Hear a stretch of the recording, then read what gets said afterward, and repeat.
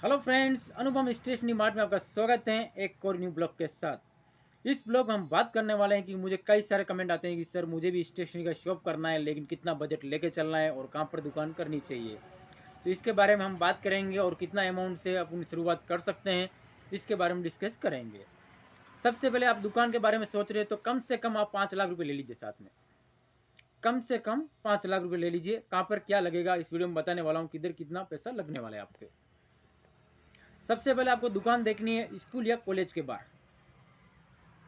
छोटी दुकान देखनी है, बड़ी दुकान नहीं देखनी है आपको। 250 से 300 स्क्वायर फीट दुकान होगी, बहुत बड़ी होगी आपके लिए, बस हो गया।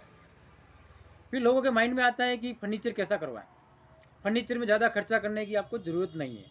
फर्नीचर नॉर्मल भी आप 60-70 हज़ार रुपये का सेल पे ले लो, काम चालू हो जाएगा आपका, काम नहीं अटकेगा उसमें और अच्छा भी दिखेगी सेल्फ कांच में। आपको 70-80 हज़ार में आपका काम फिनिश हो जाएगा। इसके बाद में लोगों के माइंड में आता है कि अगर मैं नया नया दुकान चालू कर रहा हूँ तो माल ज़्यादा भरूँ। तो वैसा कुछ नहीं है। आप माल ज़्यादा हमेशा मत भरो, आप वेराइटी ज़्यादा भरो।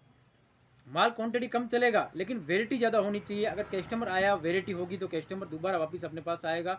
अगर एक बार जो कस्टमर अपनी दुकान पर आएगा, अगर वो आइटम नहीं मिली तो दुकान पर वापस नहीं आएगा वो कस्टमर। इसके लिए आपको ज़्यादा माल भरने की जरूरत नहीं है। कम माल भरो लेकिन वेराइटी ज़्यादा रखो माल की, तो कस्टमर दोबारा आपके पास आएगा। तीसरा ऑप्शन और आता है कि अगर कस्टमर आपके पास माल लेने के लिए आया, वो आपके पास परचेस में माल नहीं है, तो कस्टमर को रिटर्न मत जाने दो। उसका नाम और नंबर ले लो, वो बोलो, कस्टमर से बात करो कि मैं आपको ये मंगा के दूंगा माल और आपको लेके जाना है।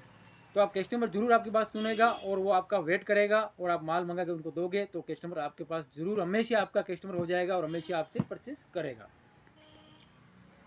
फिर बाद में पांचवी बात ये है कि आपको अगर दुकान ओपन कर रहे हो तो आप इधर उधर जाना छोड़ दो। 3 साल के लिए आप इधर घूमना फिरना सब छोड़ दो, किधर भी नहीं जाना है। अपना ध्यान एक ही जगह होना चाहिए, मुझे दुकान चालू करनी है और इस दुकान को आगे तक लेके जाना है मुझे।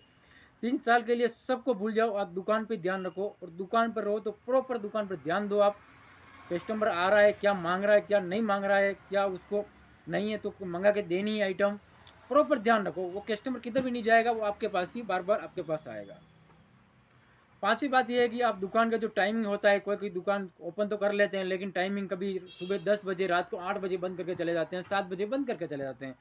ऐसा कभी मत करो। दुकान का टाइमिंग होना चाहिए सुबह से 8 से लेकर रात को 10:30 बजे तक। आप पूरा दिन दुकान पर ध्यान दोगे तो आपका कस्टमर हमेशा, आपको कस्टमर को मालूम रहेगा इतनी बजे से लेकर इतनी बजे तक दुकान चालू होती है, चालू रहेगी, तो कस्टमर आपके पास दोबारा रिटर्न आएगा। इस बातों को आप ध्यान में लेके चलोगे तो आपकी दुकान 100% 1% चलने वाली है।